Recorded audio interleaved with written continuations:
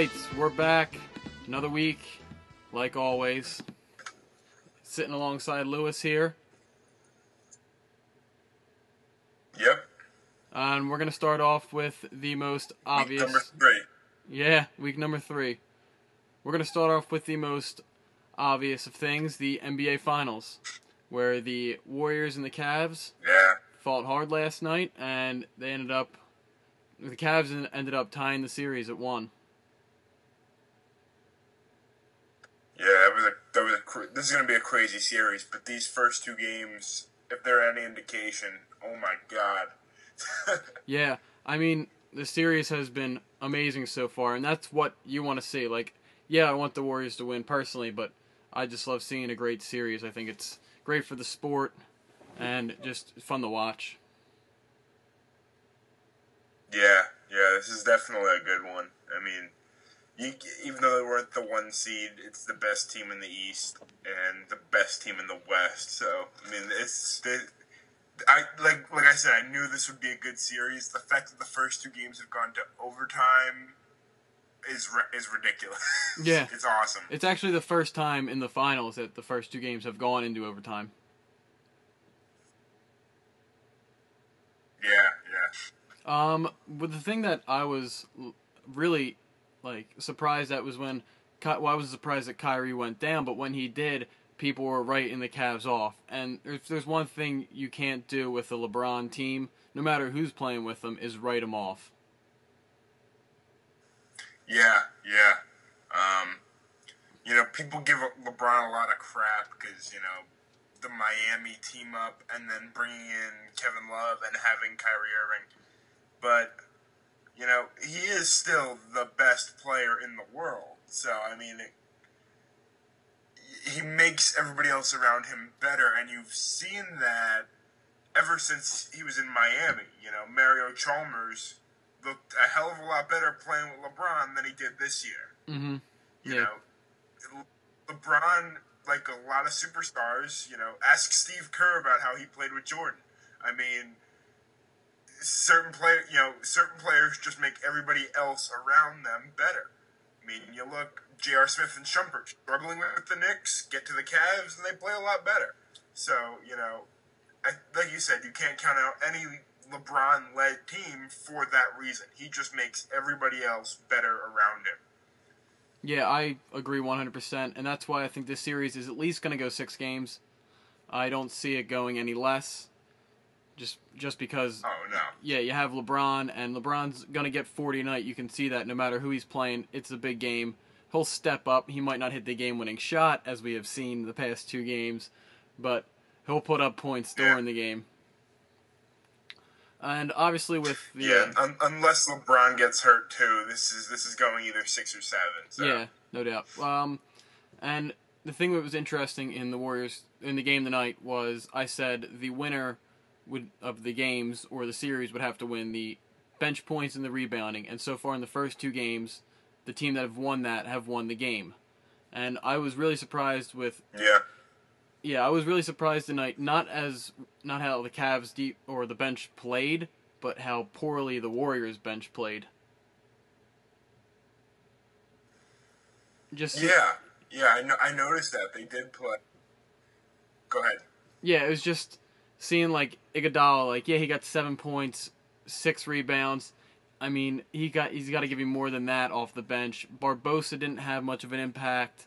Livingston only had 5 points. So it was just... And then they're playing Ezeli as well as Spates, and you just see David Lee on the bench, but he probably fell out of Steve Kerr's favor. So it's just their bench is head and shoulders better than the Cavs, but tonight they just... Even the whole team, not even the bench, did not show up. Yeah, no, not at all. I mean, part of that, though, was, and I noticed that from Game 1 to Game 2, even though, obviously, Blatt's doing all he can to get the Cavs wins, LeBron obviously played significantly more minutes this game, and I guess part of that was because of now, in addition to having Kevin Love out, now you have Kyrie out, too, and LeBron can run the offense. So, he got more minutes, so I think that might have been a factor where, there was the occasional someone else coming in, and there wasn't as much of that Golden State got to kind of take the breather on defense and say, okay, 23 sitting down. Yeah, he played 50 minutes tonight, which is, I think, went into the overtime, so you have 15 minutes, you had 60 minutes, so he basically played 3/4 of the game, if not more. So you look at that, and it really wasn't a breather, like you said, on defense, where they could match up Iguodala on him almost every time in the first game, because when he got a break, they just gave Iguodala a break. But it was interesting to see this game because both teams played very poorly. I mean, both teams shot around 30%. You knew Cleveland would be giving LeBron the ball every time, but he shot very poorly. He only 11 for 35 from the field. And I think when they go to Cleveland, if Golden State just shoots like they've been shooting all year, I don't think this game is close. Yeah, no, I mean, the Golden State also, at least Steph Curry, I didn't really see the stats for the rest of them, but Steph Curry didn't have a good night shooting either. Steph Curry had the worst night shooting at 5 for 23. Their 3-point percentage as a team was 8 for 35 at 22%, and that was the worst it's been all year. Yeah. So, I mean, like the Warriors defense, or the Cavaliers defense, was really good, and I think that played a role in it, but not 22%, because they got some open looks that they were missing, and they're better than that, and I think if they're able to keep it close, which I think they will be able to since it's only LeBron, and if they hit 5 more threes, the game's just not close. Yeah, and I mean, you think about it, and, I mentioned this when we were back at school in WDSI, that, teams tend to struggle when they live and die by the three. Part of me thinks, Golden State's not going to go through a stretch as they just have too many shooters. And obviously a really good one, really two good ones, Steph Curry and Klay Thompson. But they just have too many shooters to go on a long stretch of games not being able to hit anything. But you look at teams in the past, they just stop hitting them. Because it's there's skill to it. Everything in basketball is skill to it, but there's a bit of chance to it too. You're far out. You're further out. So, that's the problem teams tend to run into. So it's going to be interesting to see how Golden State, I guess you can say, fixes it, but there's not really a fix to it. Like you said, they were getting a lot of open shots and just missing them. There's no real explanation for it. I think it was just one of those games, like when you're a 3-point shooting team and you rely on just making shots, like you're going to have one of those games every so often where it's just not going. The whole team wasn't there other than Klay Thompson. No one was really hitting shots. So, they had to find other ways to score. They did, and their defense stepped up. They just didn't get over the Cavs. The Cavs were too much for them tonight. Yeah, definitely. Yeah. Cavs needed to win this one, and they knew it, and you could tell in the way, like I said, that everyone was playing. Yeah. So. No doubt. It was a very sloppy game, a kind of game you would think the Cavs won it with Kyrie and Kevin Love out. They got Mozgov, Tristan Thompson down low. Your really only true scorers were LeBron and J.R. Smith, so they were looking for a game exactly what they had tonight, which it was just a sloppy, defensive type game where they were just going to have to go and hit the boards and get sloppy buckets. That's what they got, and they got the win from that. Yeah. We're going to go off a little finals talk right now and talk about a topic that was big in the playoffs in general, not much the finals, which every NBA fan is thankful for, is Hack-a-Shaq. Adam Silver was asked in an interview if there was a possibility of them banning it, and he said most likely not. And I think that's probably a bad move. I don't know if I don't think it's his choice overall. The owners would have to vote on it if he tries to pass it. But the fact that it just makes the game slow and just ugly to watch. Yeah, it doesn't help the watchability of the game. I mean, I'm a fan that, until the playoffs come around, I only really watch in the fourth quarter if I get the alert on my phone that, the Knicks are in a close game. But, like I said, in the playoffs, I watch a lot, and it was, like you said, it was a big problem in the playoffs with the Clippers and the Rockets and, of the hack-a-Shaq technique. And, the problem is, how do you really punish it? Because it's a foul either way, If you just wait for, a pass to Howard or DeAndre Jordan or whoever, Noah, just foul them then instead of doing it off the ball, then it's the same penalty either way. But then it can be justified as, a bad defensive move, something stupid like that. Yeah, it would be hard to really pick out what's a hack-a-Shaq foul and what's just a normal foul, like you were saying. I mean, they're trying to, like, the same thing what happens with the flagrant fouls, like, they have to go look at the video, and that actually slows down the game as well, because they have to figure out if it was a hard foul or not a hard foul. So, as looking at that way, I think it would be very difficult. I think if they were going to do it, it'd be any foul off the ball intentionally, because, like, you can tell when there's an intentional foul. Like, if they're, like, fighting for position, that's not going to be, that's a normal foul, that just happens, but the hack-a-Shaq, it's all intentional, and if you just, like, bump them down low, that would be intentional. Or they could say, if they do think it's a hack-a-Shaq, they could do, if you decide to do a hack-a-Shaq, that guy's not going to shoot the free throw, maybe someone else on the court will, which would also be hard to pass as well as hard to figure out if it's intentional or not. So it's more of a difficult thing to really work out the kinks. So that's mainly why it's probably not going to be banned.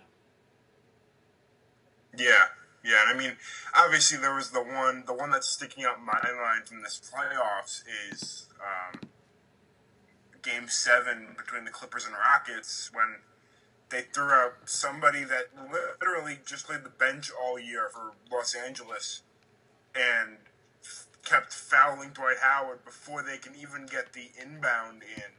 So, you can tell, obviously, with those you can tell it's intentional, but you're right, it slows down the game so much. And obviously, it's time, so it's not as big of an issue as, say, baseball, but, for the casual fan that likes to watch maybe halftime on or the fourth quarter, if you got to sit there and it takes a half hour to watch the fourth quarter because they're hacking Dwight Howard or Jordan or whoever, you're right. It slows down the game. It makes it almost unwatchable. Yeah, I think the way they would only be able to try and stop it is, like, they can't bring guys off the bench just to intentionally foul. Like, if you bring a guy off the bench to an intentionally foul big man, that's like a technical or something like that. Because they're not gonna give away a technical, because then instead of the worst free throw shooter going to line, it would be the best free throw shooter. So I think if that's probably the only way you could stop it is bringing guys off the bench to an intentionally foul. They would have to be on the floor for a certain amount of time or something like that, or but still it would just be too difficult to do it, and hack-a-Shaq will live on and haunt my dreams. Oh yeah. I honestly think the best way for them to do it, in my opinion at least, would be if it's off the ball, then the team can send whoever. If it's on the ball, then it's a regular basketball play. I'm sorry. It's I think, and coaches will just say wait till he gets the ball. So it's not going to fix anything. But I think that would be the best way to go. Yeah, I mean, because most of the time when a big man like Dwight Howard or DeAndre Jordan, or not really DeAndre Jordan because he's not really a good low post player, but when Dwight Howard gets the ball in the low post, he's most likely going to score anyway. So he's probably just going to get wrapped up and fouled right away multiple times. Even if it's not the hack-a-shack, they do it regardless, just because he's going to score 2 points right now if I don't foul him. So that kind of fits into the game already. So I feel like it would be better than what they have now. Yeah, and I also think it'll eliminate, like the Clippers did, just bringing in some random guy to foul him, because you think, like you said, if he's in the post, he's likely going to score. If you're the Bulls, let's just say, you're going to want Joakim Noah on him, not Nazir Muhammad, or a guy off their bench. You want some guy that can contest the shot. So if if you have in a case like the Bulls or the Clippers or whoever else that has a good center, if, let's just say, trying to guard Howard, they're not going to hack him, because he's going to, if he scores, he scores. And they don't want to put themselves in foul trouble because it hurts the rest of the team. So I think that might be, like I said, the best way to do it is if it's on the ball, fine, basketball play. But, there's just ultimately no way to just eliminate this entirely. You're still going to have to watch Dwight Howard suffer at the free throw line. Yeah, and if they do it the way we're talking about, like it has to be an on-the-ball foul, when you have guys like Noah or DeAndre Jordan, they're not great low-post players. So the amount of times they make a low post move and are able to score is about the same amount of times they make a free throw, like 60%. So at that point, It becomes like, oh, well, he has the same amount of chance of making this bucket as free throws, so I'm not going to waste a foul. And I'll just try and play good defense. All right, right now we're going to switch to the NHL and their Stanley Cup Final. And the Lightning are tied up with the Blackhawks 1-1. The Lightning were able to win Saturday night in a 4-3 game. A weird game, if I may say so myself, but the Lightning will take it because they tied up the series. Yeah, I definitely have to agree that one was bizarre. That was... Yeah, the fact that Bishop he got hurt, went out, and I didn't really know the rule on that. I thought if you went out, you couldn't re-enter, but I guess it's like a certain amount of time, or I wasn't really sure how it worked. And then the 20-year-old Russian goalie, their backup, came in. I can't even pronounce his name. It starts with a V. And he replaced Bishop for like 2 minutes, got 5 saves, and then Bishop came back in and was able to shut the door the rest of the way. Yeah, I think that's the interesting thing is that, we've never really, at least, on the main stage, seen it before where, a goalie came out for an injury and then came back, but I guess it kind of works the same as, when a forward or a defenseman get hurt, they go in the back, get checked out, someone else takes their spot on their line, and, until they get back, then you see the guy come back in eventually. So I guess it's got to be the same deal as that, but it's obviously just it's more noticeable because it's the goalie. Mm-hmm. It's not some skater that's going up and down and then going out. So yeah, I was really confused because I thought goalies you right when you're out of the game, when you leave, I thought you were officially out, and the only thing I could think of, it's like rugby where you have a blood sub where you that guy's out for 10 minutes, you can replace him with another sub, and if he's out longer than 10 minutes, then that guy's officially replaced. So I was thinking maybe that, they have a certain amount of time to replace him, and then if Bishop didn't return in that amount of time, or just could not return, the backup stays. Yeah, maybe. Like you said, it was weird. They were going in and out. It was what's going on here? Yeah. Another weird thing about that game, which not many people realized, I didn't realize until I saw it on Twitter, was Patrick Kane was held shotless for the first time. I think it was in 2 years or something like that.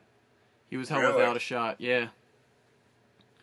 So you would think Patrick Kane steps up big time. He did against the Flyers in 2010. Sorry to bring that up, fellow fans.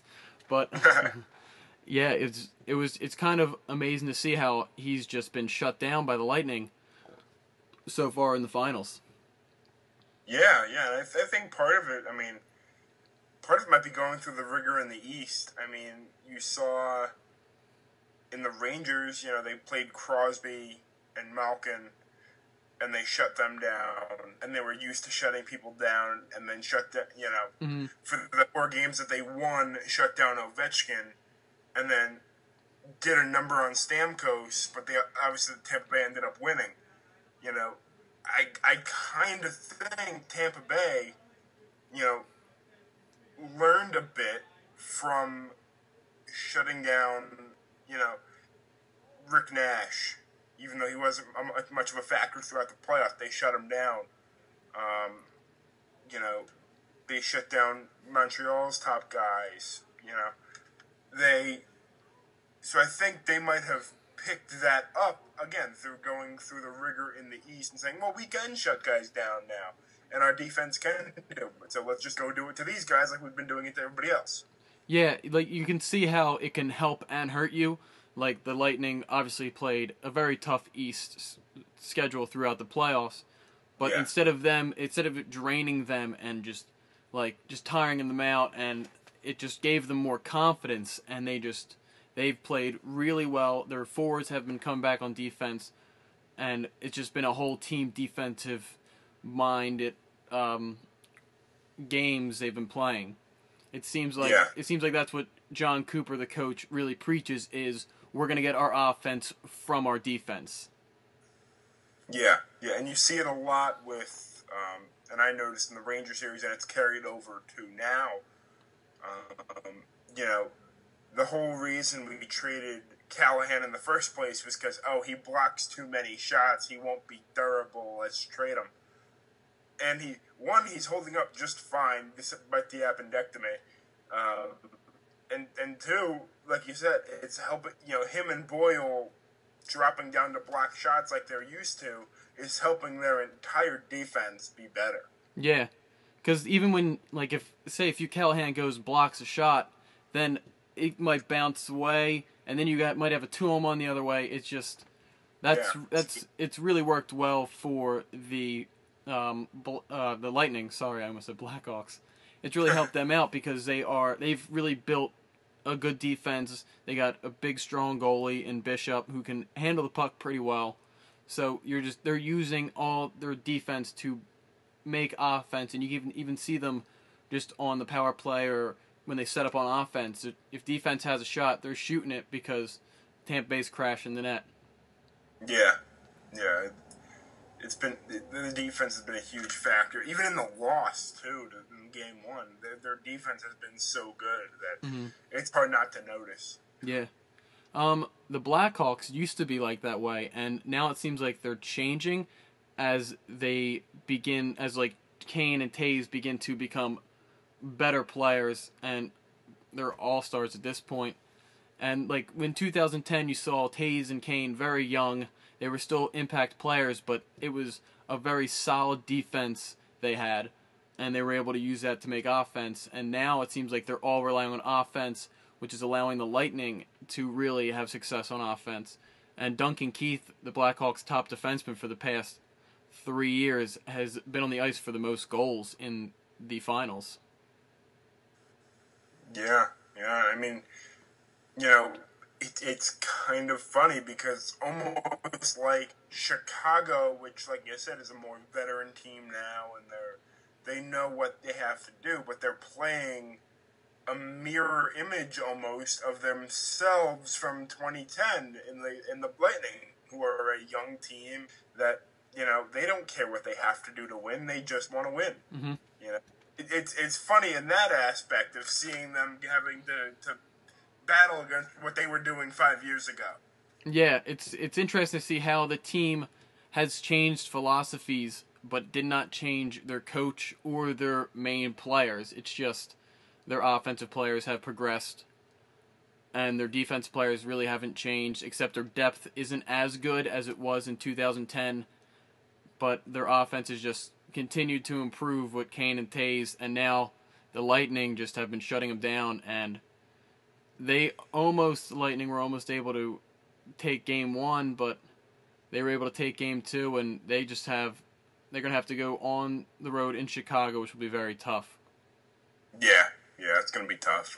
Yeah, no matter how well you match up against a team or how you're playing different styles and it's worked so far, you still split the first 2 games at home and have to go to Chicago, which will be tough.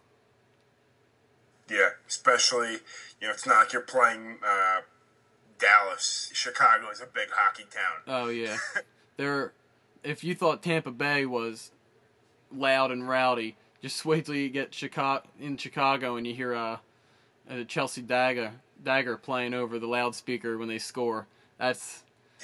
That is a frightening place. I'm still a Flyers fan, but when I watched the Flyers in 2010 in the Stanley Cup Final, and then they would score and that would play and place would go crazy, I would get uneasy. And I'm sitting at home on the other side of the TV. I couldn't even imagine what the Flyers were thinking on the ice.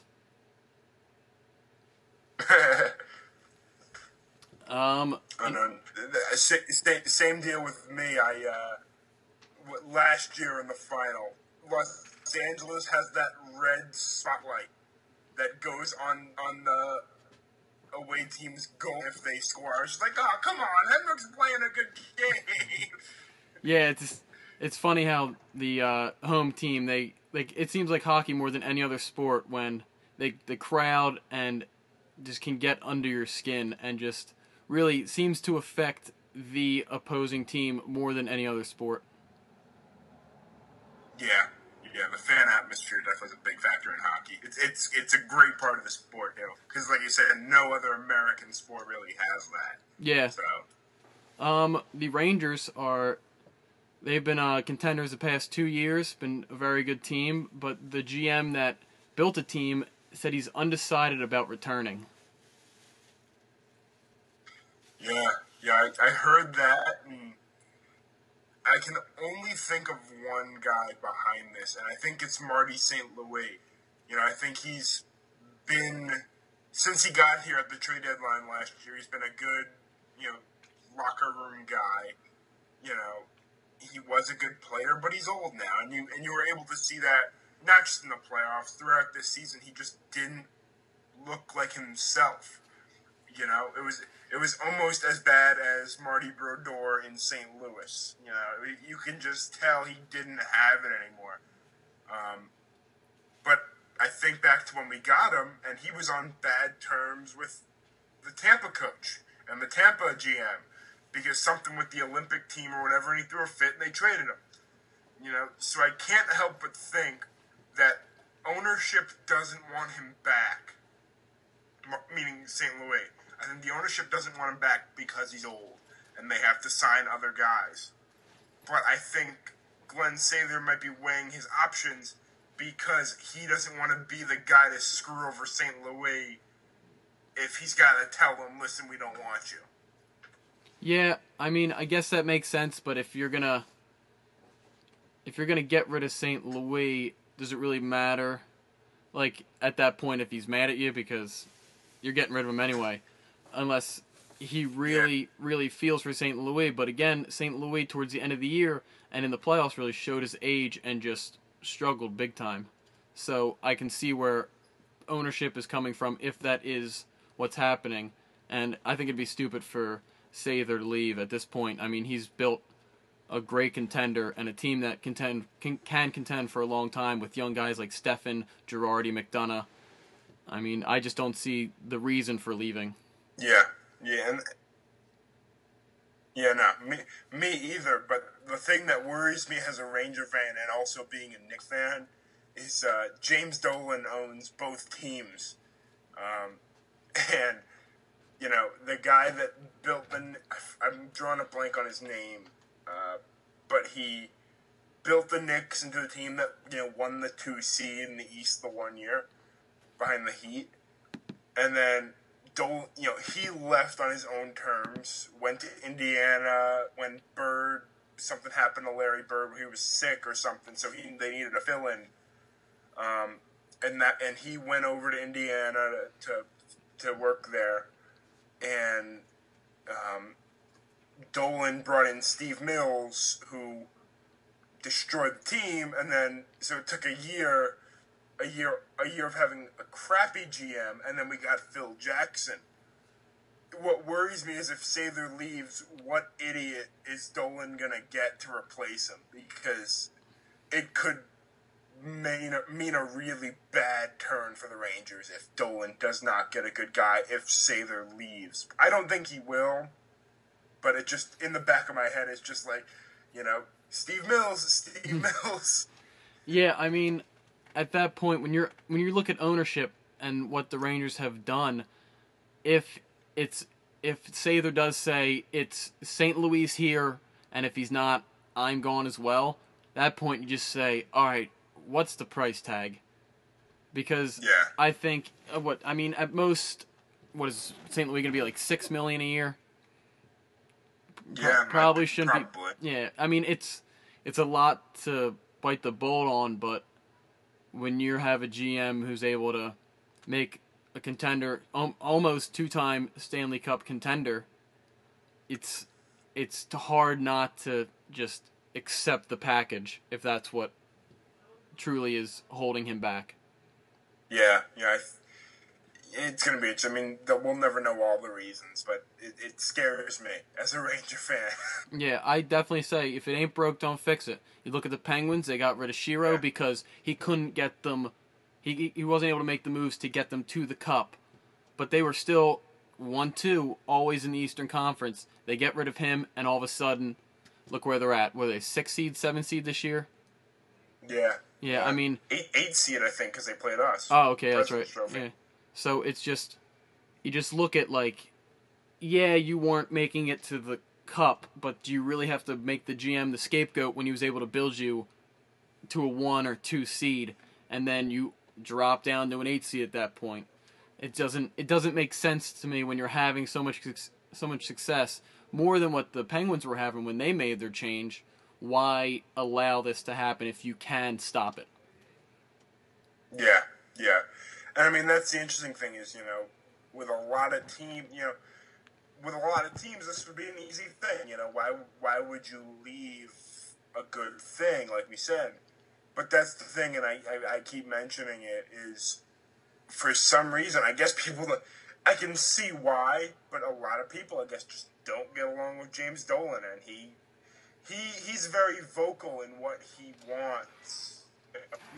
More so with the Knicks, he wasn't at any of the press conferences for Nash or whoever when we got them.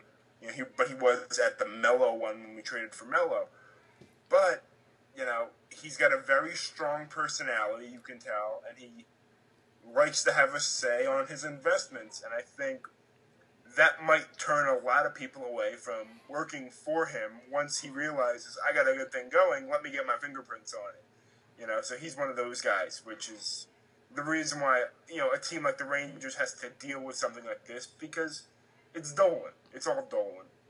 Yeah, that's interesting that you bring that up, because it's interesting how it seems like if a team is set up to contend for a long time, like the Rangers are with very young guys, a good coach, a good system, the only thing that can screw it up is ownership, and it seems like most of the time ownership does screw it up. It's like if it's so close to becoming a dynasty, it either becomes a dynasty or something screws it up, and most of the time it's the owner. Yeah, and James Dolan's definitely the owner to screw it up. Yeah, I mean, you look at, the Raiders when they had success. What screwed up their dynasty? It was Al Davis. I mean, yes, he created it, but at the same time, he was the only one that could ruin it, and he did.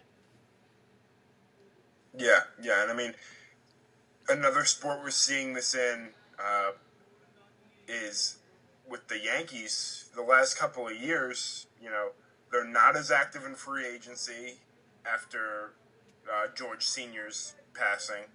They're not as active in free agency. They're more... I'm not going to say that they're going a Moneyball on anyone, but they're making signings like they're a Moneyball team when they're the Yankees.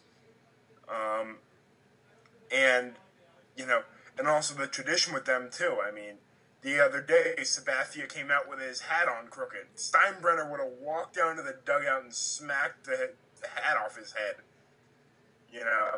But yeah, you see that where ownership can make or break it. And a lot of fans don't tend to think that, it's like, oh, it's just the guy that signed the checks. But if the owner has a strong enough personality and wants to care enough, it can make or break an entire franchise. Yeah, no doubt. I mean, you look at the Phillies when they were making their run. They got 5 straight NL East championships. They got their World Series.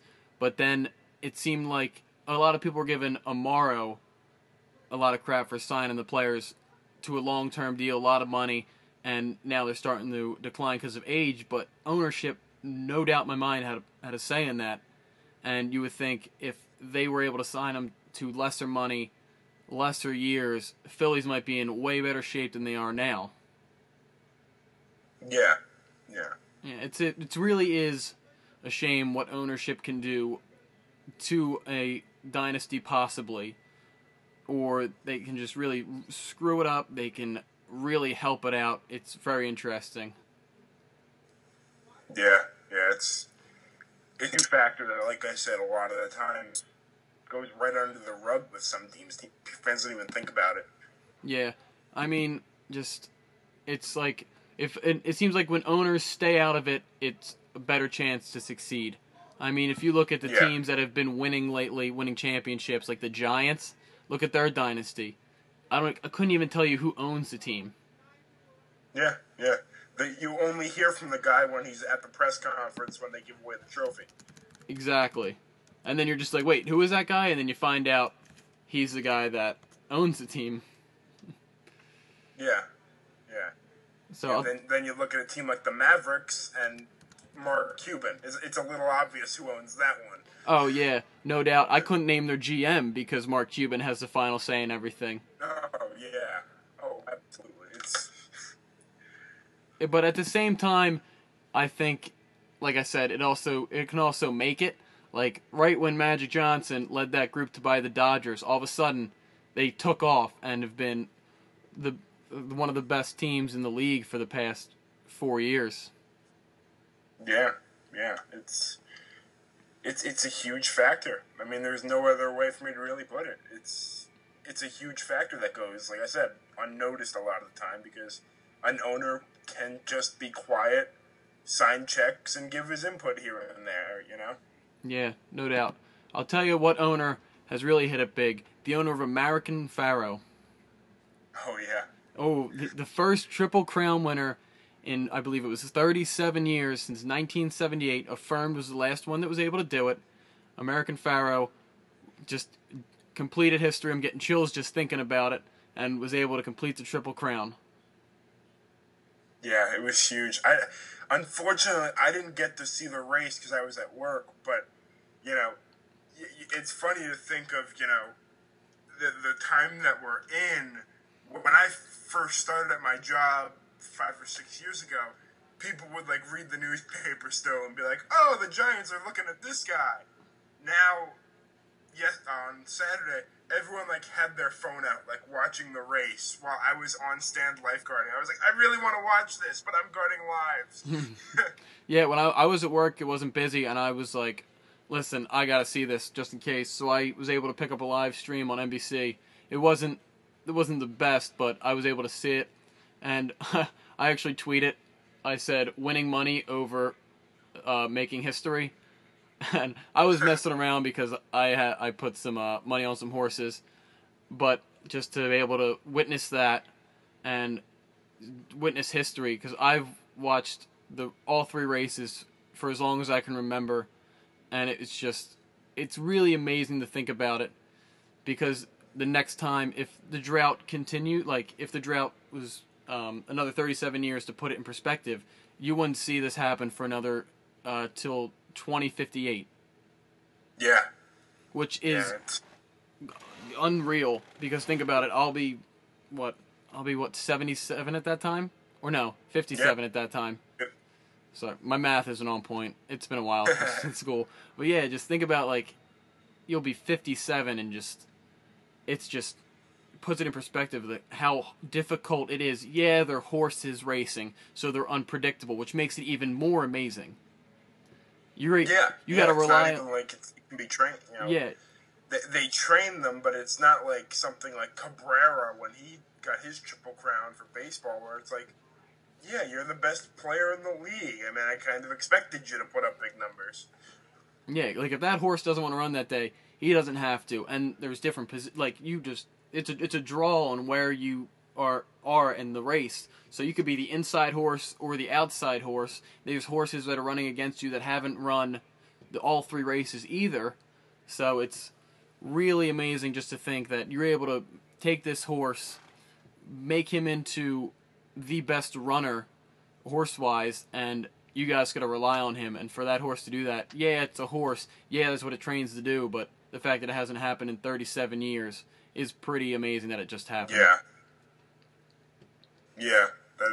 I mean, and it's funny because, every year up to now, it was kind of like, okay, they'd run the ads after the Kentucky Derby, like, okay, watch the Preakness is after the Kentucky, right? Yeah. And then it's Belmont. Mm-hmm. Yeah, so it's like watch the Preakness to see if such and such a horse can continue on to, and then a couple years ago, Big Brown win the first two, and then Fett in the Belmont, something about it, like I wanted to watch it. It made it interesting, I guess you can say, to want to tune in.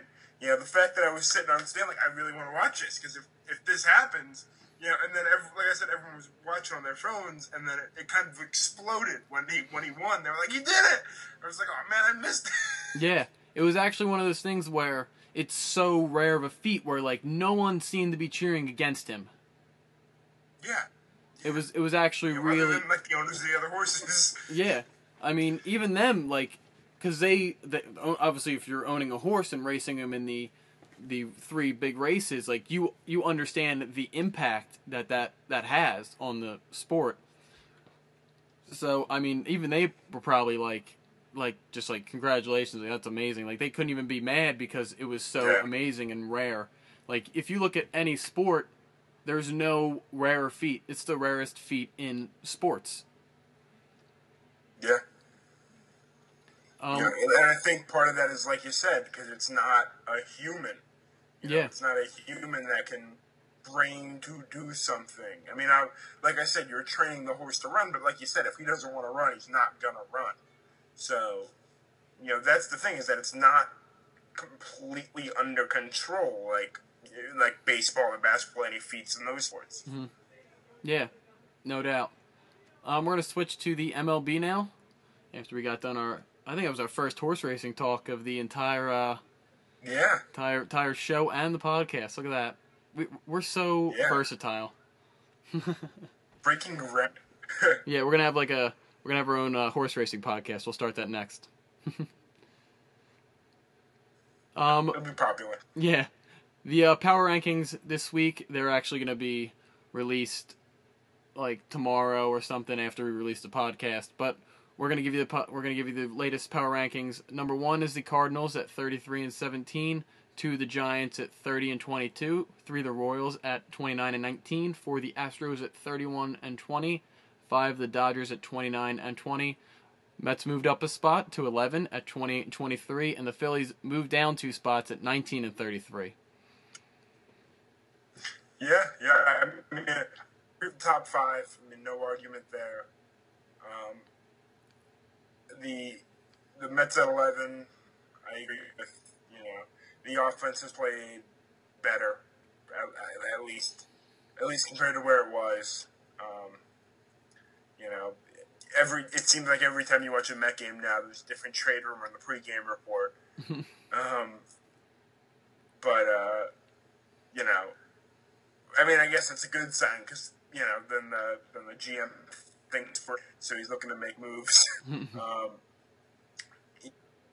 The Phillies are bad. There's nothing else I can say about that. Yeah, as I wear their hat as we record. Yeah, I mean, you knew that coming in to the season. No surprise there. I was on Twitter and I noticed you were tweeting about what the Mets were going to do at third base with Wright out, and now Murphy is hurt.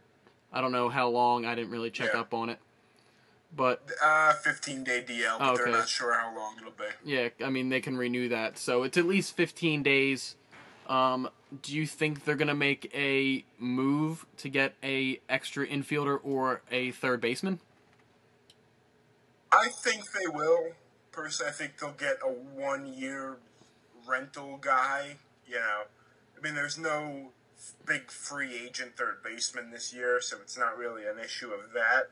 But I think you look at guys, the two that people are talking about are Aramis Ramirez from the Brewers, because he said he's retiring at the end of the year, so who cares what's left on his deal, and Milwaukee's out of it. And Ben Zobrist from Oakland, who can just play everything other than pitch, probably, even though he could probably get it up to 75 if he wanted to. Yeah. Who knows? But, I mean, he's a versatile infielder. You could plug him around, especially when Murphy gets back. I think, the Mets are looking at it as Wright's future is just too uncertain for this year. But who knows what will happen past this year, and he's the franchise player. So, the one that a lot of people talk about is Todd Frazier from the Reds. He's been talked about, especially because he played on the Toms River Little League team that won the Little League World Series, so he's, from the New York, New Jersey area. But my big beef with that is, like I said, he's a younger guy. He's still got control. You don't want to have a situation where Wright comes back healthy and then, oh, sorry, Todd Frazier, try to learn a new position because David Wright's back. So I think the two that I would like to see are either Aramis Ramirez or Ben Zobrist. Because both of them, Ramirez retiring, and then Zobrist is on a 1-year deal, and he can play everything. Those are the two names that I like as a Mets fan if they were to bring them in. Plus for the fact that what could Milwaukee really be looking to get? You're out of it and the guy's retiring. So, in a situation like that, he adds power to the lineup that you lost, losing Wright. He's not going to play Gold Glove defense like Wright does, but he's serviceable. They just, even if it's some other guy that they're not even talking about yet, that's just on a 1-year deal or is retired or something, to just get him and play him at third for a year, and then maybe as long as you don't have to give up too much for them this year, you reassess it in the off season if Wright's out a significant amount of time, if it potentially career ending or something, then you look at a Frazier. But I don't think you can look at a Frazier until for certain Wright is done. Because you're not, like I said, you're not gonna in a Frazier or some other younger third baseman and then say, oh, sorry, learn a new position, David Wright's back. Yeah, I'm not sure how long Wright's out. Is he on the 15-day DL, 60? He's on the 15-day, but he's been on the 15-day for about a month and a half. Okay, so is it? It's really up in the air. It's one of those things where it's up in the air. He went on the DL with a hammy, and then he hurt his back rehabbing, and then now they found this stenosis thing in his back that could keep him out for the season or even longer. So, it's going to be interesting. Surgery's on the table. It's all up in the air. Oh, yeah. Now, see, if you would say he's out for the whole year, I'd probably say Aramis Ramirez is your best bet. But, I mean, if they expect Wright to come back, I feel like you have to go Zobrist. Just because he can play. I wouldn't play him at third. He's not much of a third baseman. Probably play him at second. Maybe move Murphy to third when he gets back. And then if both of them come back this year, then you can play Zobrist at first, right, left field, shortstop. Like, he's just versatile if Wright does come back. I probably wouldn't say Frazier because he is a long-term guy. Like, he's a guy you move on from Wright. And he can play first, but dude is over there, and he's played perfectly fine over there. I mean, other than you have your usual fielding mishaps with him, but there's no reason to replace dude at this point, I believe. And he would probably be your best third base option if David Wright is out for more than a year, or the Mets just decide to move on from Wright. But I doubt they're going to do that because he is their Derek Jeter. And I would probably say Zobrist is the best option, if Wright can return. If he doesn't, you probably go Ramirez. Yeah, I think what it'll come down to is what the other teams are looking for. I mean, obviously, Milwaukee will probably look for less because Ramirez is retiring, as opposed to Zobrist, who, if Billy Bean wants to, we could throw a little bit of money at him and keep him. So Ramirez will cost you less. But I mean, it'll be interesting because, I mean, like you said, if Wright can somehow come back, you can put Murphy back at second, Zobrist at short, or hell, even at corner outfield. He can play everywhere. But I think that's what it'll come down to is what each team wants. If, the Mets can get Ramirez for some double-A pitcher that will never make it to the majors with us, go ahead and do it. On the same hand, if Oakland's looking for Rafael Montero, I don't do that. I don't do that at all because Montero can be a piece down the road that you can deal off. He's still young enough where a team could say, let's give it a shot, and still consider him a prospect. So, I think that's what it'll come down to is what each team wants for the player. I think Wright's out. I'm under the assumption Wright's out for the year. It doesn't seem likely for him.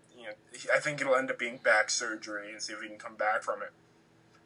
But either way, it's going to be a 1-year fix. You can't, like I said, you have Duda. If Wright comes back, you don't want to be stuck with a situation where you have 3 guys for 2 spots, and one of them being, like you said, the Mets Jeter.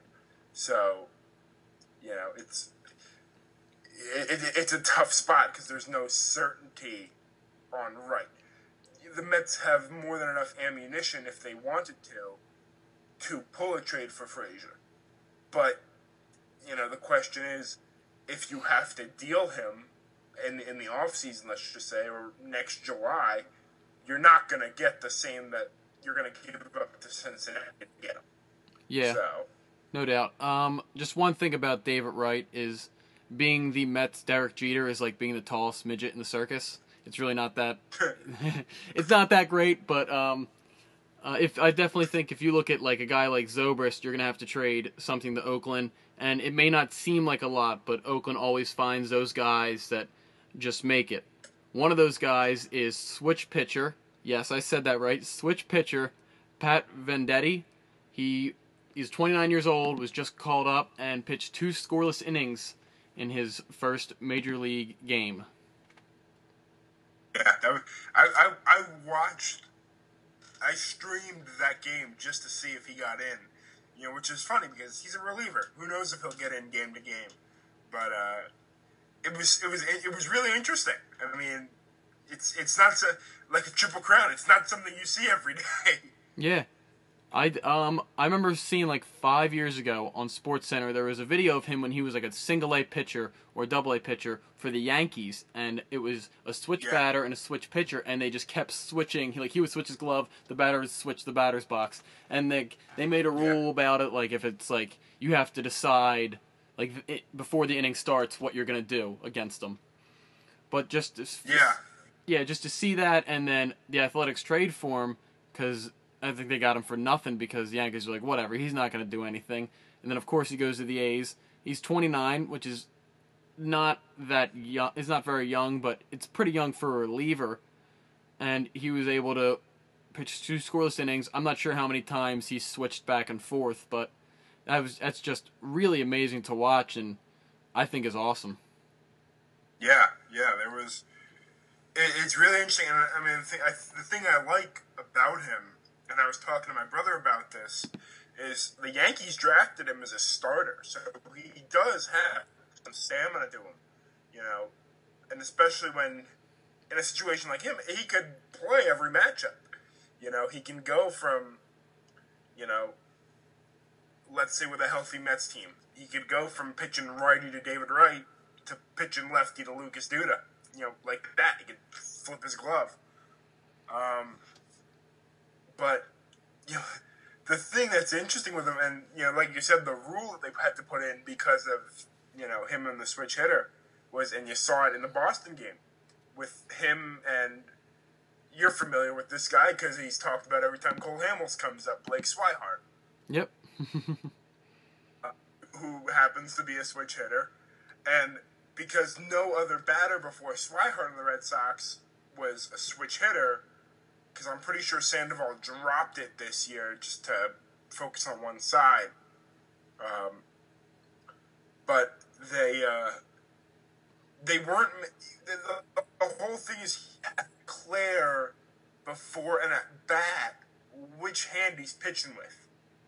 And he has to go first. So it's not like Swihart can step in and say, okay, I'm batting left, and the guy goes and pitches lefty.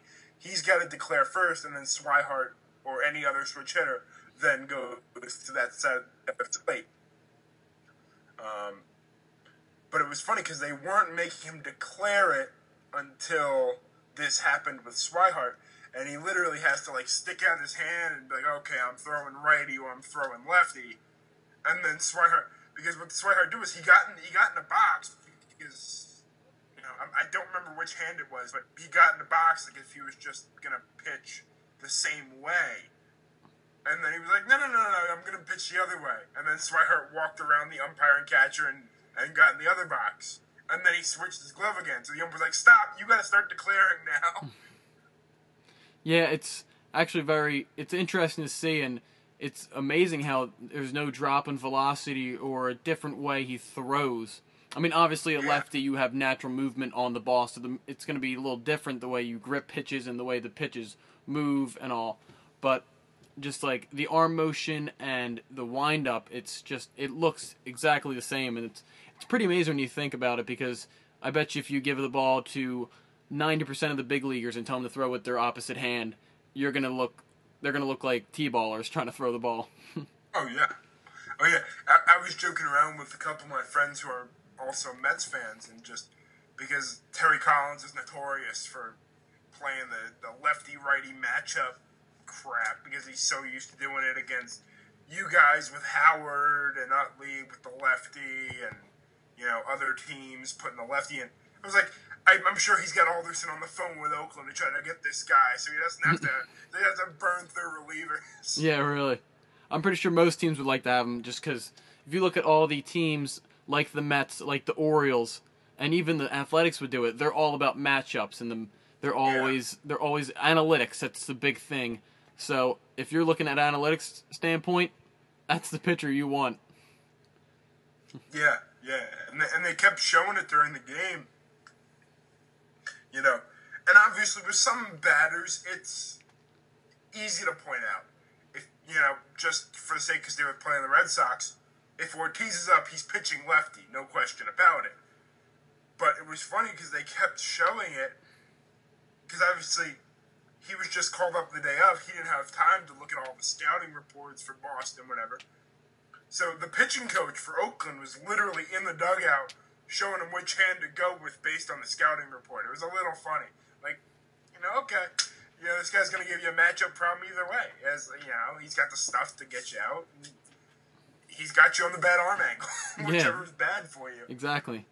One thing that seems like it's been bad for baseball, more the MLB, like the owners and all, is that A-Rod moved into second place on the baseball's all-time RBI list ahead of Barry Bonds. He's still 300 behind Hank Aaron, but he's now second. Yeah. I mean, good. I guess you can say good for him. I mean, it is. It should be an accomplishment, but it just doesn't. It doesn't feel that way because of, where he is in his career. He's with all the bad publicity and whatever. It just doesn't. This should be a big deal, and it's not. Yeah, I mean, I saw it on MLB.com, and it was like the bottom story.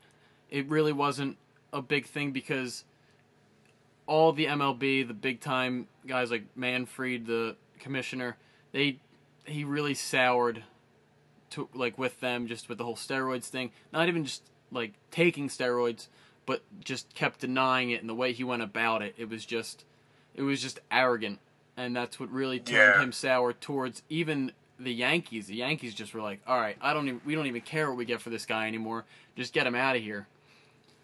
Yeah, it was terrible. I mean, it like I said, it should be an accomplishment. It just doesn't feel that way at all. Yeah, I agree. Part of me feels bad for him because the fact that, health-wise, he's been able to hold up for this many years to get up to that number is an accomplishment. But, like I said, the number just doesn't seem like a big deal.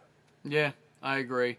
It's almost like when Bonds broke the home run record. It was a big deal, but it wasn't as big of a deal as you would think it would be because you got that asterisk next to the name.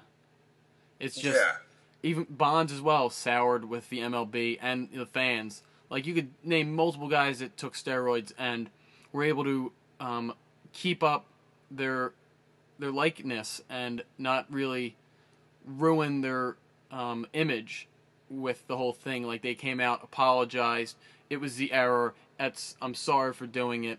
It's like, I wouldn't have done it if it was a different error or something like that, and just coming out like that. Like, even Andy Pettitte, he got caught, I think, twice, and apologized both times, was very sincere, and even though he might have not meant it, I mean, he got caught twice, so obviously the first time he really didn't mean it, but just coming out and doing that and not denying it, it was like, alright, like, he knows what he did, and then they just kind of look past it. But guys like A-Rod, Bonds, it just seems, it's like, you just kind of root against that guy. Yeah, it's, it's weird. I mean, time will have to tell to see how many more seasons he plays for, A-Rod. I'm more interested to see down the line if he does continue to have a couple more seasons where he plays. How are the Yankees not going to pay him for the accomplishments that are, the marketing, whatever, in his contract? Obviously he's not going to pass Bonds, but, the RBI list, if he plays for 3 more seasons, he might get there, And he's certainly under contract for it. I mean, he's under contract for, 5 more years or something like that. But, he's soured with the Yankees, he's soured with the league, he's soured with fans worldwide. And I think that's the thing that's even more obscure in my mind is,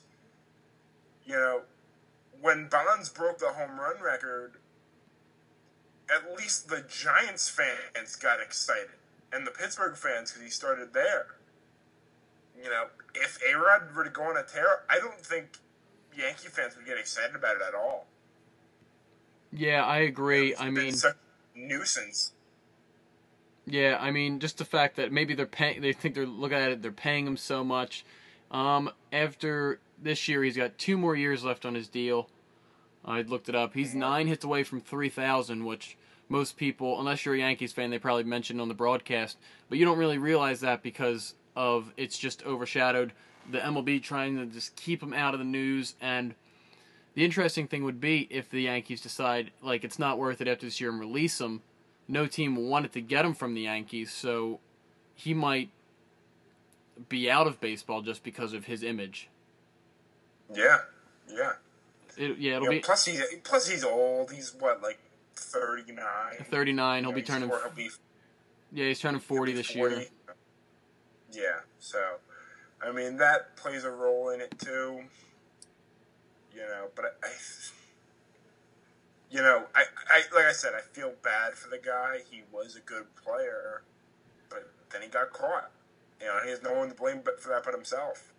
Yeah, no doubt. I mean, just the way he went about it, like I was saying, if he just took the blame himself, yeah, I did it. I'm sorry. He had one apology for the 4 times he was caught. So it was just after the first time, it was all right, you make a mistake, it happens.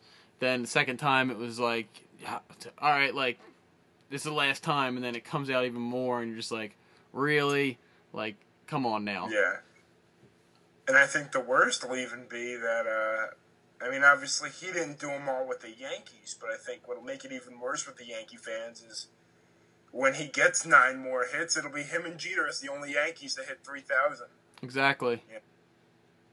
And if you're, you know, the fact that the Yankees would even attempt to put him in the same sentence as Jeter with everything that has gone on is disgusting. If they were to attempt that. Yeah, I agree.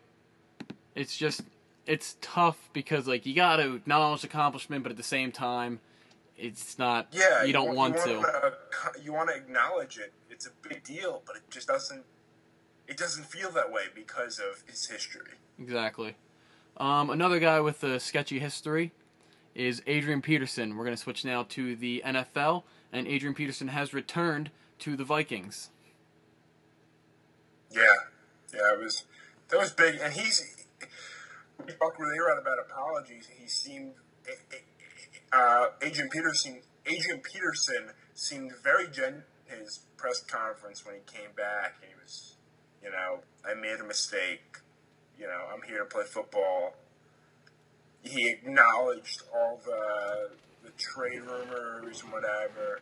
He seemed genuine, and he seemed like, listen, guys, you're the media that's been covering me for my career, so I'm going to respect you. Yeah, I mean, that's all you really have to do. Peterson just came out and said, I made a mistake. It was stupid. The way I went at it with the Vikings, it was childish. And he said, I'm here to play. Let's do it. And then everyone said, all right, let's see what he got. And he's back, and It just seems like, I mean, yeah, he might not be your favorite guy because of what he did, but you can't really, you got to respect him for coming out being sincere. He didn't hide from the allegations. He admitted that he did it, and, I mean, he's back, and you really can't do anything about it if you don't like him, but I think he went about it the right way after everything that happened. Yeah, I can definitely agree with that, and admitting to everything he said. He was like, I know a lot of people were thrown off, week to week. It was, I want to go to Dallas, I want to stay in Minnesota, and he admitted he wasn't sure what he wanted to do, and I give him a lot of respect for doing that. I mean, like you said, a lot of people have their own feeling towards him now, but I mean, the fact that he said, I'm ready to play, I'm a Viking, I'm here, just makes me think that the old AP will come back, because this is a guy that tore his ACL and then the year after won the MVP. So yeah, and he's always been a class act guy before the whole kid beating thing came out. He was always like perceived as a class act guy, with even the way he conducted himself on the field, off the field. And you make one mistake, and I think the NFL, the players, the owners, even the fans are very willing to give people second chances as long as you seem sincere about, like, a sincere apology, and you seem like you are sorry for what you did. Yeah, I think that's the huge thing, is that he was, like you said, a class act, one of those players where, he's good for the league, he's good for publicity, you could put him in commercials and not have a problem. And then this, last year, well, not last year, but in October, when this whole thing happened, it was kind of a shock. Like, wow, Adrian Peterson could do that? Adrian Peterson get in trouble? And the fact that he just, very professional, cleared it up, everything, He gained, I tweeted, he gained a lot of respect back for me that I had lost over the offseason and over the season for him with everything that went on. Yeah, same here. I mean, I can't even recall one person that was cheering against him to break that record. I remember I was watching it with my dad. We were both cheering for him because we wanted to see history, and what better guy to get it than Adrian Peterson at that point. Yeah. Then he got soured with people, but he definitely was able to resurrect his image with the way he went about it. And now he's... a lot of people are going to have their own personal views, but I mean, I think every football fan is happy that he's back. Oh yeah, no doubt. He's just a great player to watch. He's now at OTAs doing his thing. one player that isn't at OTAs is Anthony Davis for the 49ers. He becomes the fourth 49er to retire this year, and only at age 25. Yeah.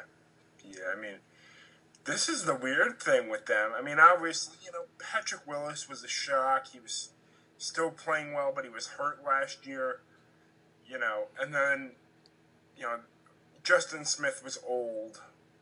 But Borland had, his own personal reason. He didn't want to have long-term head trauma. But, I mean, this one is the first one on offense for them to retire. And I think part of me wants to think that he might not have been happy with the coaching decision to go with, I'm drawing a blank on the Jim Tonsula. Tamsula, yeah. He might not have been happy with that. Who knows? I mean, he obviously made good money. He's not recognizable. So he can live a somewhat normal life. It's just, it's strange that this is happening. So many people say it's their dream to play in the NFL. Why would you end it after 4 years? Yeah, it's under your own will too. It's not like a team cut you when you were sitting on free agency. Yeah, I think it's definitely weird. Like, Patrick Willis retired, 32. You were like, ooh, like, it's a little weird, but injury history, playing middle linebacker, he's getting a lot of hits. Kind of it makes enough sense. You can rationalize that. Justin Smith, 35. You could see that coming from a mile away. And then Chris Borland at 24, the replacement of Patrick Willis, retires, and you're just like, wow, that's really surprising. He had his reasons with head trauma and all. Makes sense. But Anthony Davis didn't make really any sense to me. 25, offensive tackle, best lineman probably on that team. And it really hurts the 49ers big time because if they had one really big issue on offense, it was the tackle position. Yeah, and especially, a team like the 49ers where, a team like the Ravens, the Broncos, the Giants, with the pocket passers, can get away with having a weak right side of the line because the quarterback can see it and get rid of the ball. A team like San Francisco, though, with, Kaepernick, who likes to run all over the place, you need guys that can block, and, this is a huge hit to them. Now it's just Joe Staley. Yeah, on that line. Basically, because, what's his name? And they lost Upati in free agency. Yeah, I was about to say that. Where'd he go again? To the Cardinals? Division rival? Arizona. Yeah. So the 49ers saga continues, and it'll be interesting to see how it plays out, how they perform this season with... It almost will seem like an entirely new team and an entirely new coach. Yeah. One player... not retiring, but looking for a new team and or some more money. Muhammad Wilkerson, he's holding out. Yeah. My brother's crushed by this because he just got his jersey a couple months ago. But, I think the Jets will sort this out. I think they still have cap room left that they could have used to sign someone else, and they didn't. So I think there was obviously a plan to sign Wilkerson. The other thing is he doesn't, I remember them saying this at the draft. He doesn't have much value right now because it's a one-year thing. Maybe you franchise tag him if you have the cap space. I remember when Tennessee took Mariota and I think Gruden said it, where he was like, don't assume the Jets here because Wilkerson has absolutely no value. Yeah. I think they'll get a deal done with him. I think you have, Bowles is such a defensive-minded guy that I think they'll find some scheme to run where they get Wilkerson, Harrison, Richardson, and Leonard Williams all involved somehow. Yeah. And I think, Wilkerson's has been your best D lineman, so I don't think you could take that key cog out of that defense and it'll be the same. So I think they'll get the deal done. Yeah, so do I. Like you said, cap room. The only thing I was wondering is if they could move him because they took Leonard Williams. They don't look like a team that's ready to contend. The defense doesn't seem like it's there yet. You got Geno Smith at quarterback, so I was thinking maybe you could use Wilkerson to get a quarterback because, yeah, you have the cap room, but it depends how long you sign him. Eventually, you may not have the cap room. Yeah, yeah. And I think that's the thing, is that what'll be interesting is what are they really going to get for him at this point? I mean, unless you can pull it off where you get, say, Chicago's number 1 pick. I mean, what really is there to shoot for if you were to trade for him? Because, I mean, a guy like Mike Glennon isn't worth Muhammad Wilkerson. A guy like Zach Mettenberger isn't worth Muhammad Wilkerson. There's not a guy that I can see right now that a team's willing to deal that is worth Muhammad Wilkerson, who's been, I'd put him top 10, maybe top 7 pass edge rushers in the NFL. Yeah, I agree. I mean, the only way I see them moving him is if you trade him for a fellow holdout, which is near his ability. Because guys, as OTAs continue to go and then it turns into training camp, you'll just see more guys starting to hold out. So the only way I can see that is if you swap the holdouts. Because most likely if you're holding out, you're going to you want more money, but if you're traded to a new team, you might not ask for that money. Because, you play out the whole year with the new team. What you see most of the time, or you trade him to a team that was willing to sign him, and you flip-flop the holdouts. That's the only way I can see him moved. Other than that, I think the Jets pay him. Yeah, I think the Jets will pay him. I mean, obviously not the same GM, which is what got Tannenbaum in trouble and got him fired, was, giving up the money to Revis just to get him back into camp. When he was first a Jet, obviously. But I think this guy, McGannon, their new GM, he's been aggressive, went out, got Marshall. Obviously, you still have Decker. But you got Marshall. You go get Darrelle Revis and Antonio Cromartie. You get lucky as hell that Leonard Williams falls to you at 6. I think they might be looking at it as they're lucky to have Leonard Williams. So they might as well sign what they knew they had already and find a way to use Leonard Williams. Yeah, I mean, there's no other way for Leonard Williams to get better in this league than learning from a guy who is top 10 in the league in pass rushing. I mean, you can even look at what the Giants did. They had Justin Tuck. They brought in Pierre-Paul.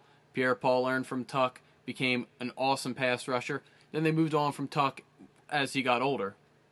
Yeah. Yeah, and I think it's... The interesting thing with the Jets, though, is that they're all a similar age. I mean, obviously, Wilkerson's the oldest one of the bunch, but they're all young. I mean, Wilkerson was taken with a pick when they went to one of the 2 AFC title games they went to. Mm-hmm.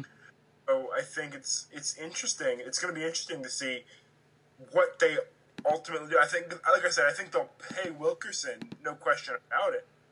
But, obviously, like you said, that can create some long-term issues with the cap.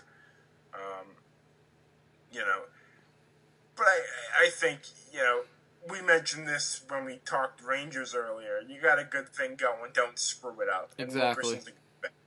Yeah. We got a good thing here going with the Monday Night Lights podcast, and that's going to wrap us up for this week. Make sure you send in your all-time teams. It's on the front page of the website, Be a Part of Monday Night Lights. You can just write it in right there, sends it to my email. I'll post them. We have a tab for them. Me and Lewis's are up there. We'll put yours up there. We'll put you on the voting list. You can vote. All listeners can vote. I haven't voted yet because I would vote for myself anyway, so... I voted for myself. It's all good. So, Lewis is putting the teams together, right? If I'm not mistaken. Yep. I'm putting together a highlight video because there were so many ridiculous ways when you put our starting 5s together. Yeah, there were so many ridiculous ways that I had to just go with it. All right, so Louis is gonna Make a put highlight video. yeah, Louis is gonna put that together. We'll post it on the website. It's gonna be real fun. We're trying to engage listeners. I think it would be awesome. The website was revamped a little, more news and updates on there. Check it out. It's updated every morning, just to stay connected to the sports world, and follow us on Twitter. Get to know us. Yeah. If you don't already know time. us. All right, so that's gonna, like I said, wrap us up for this week. Good show, Louis. Good show, Tim. We'll be back here next week on the Night Lights.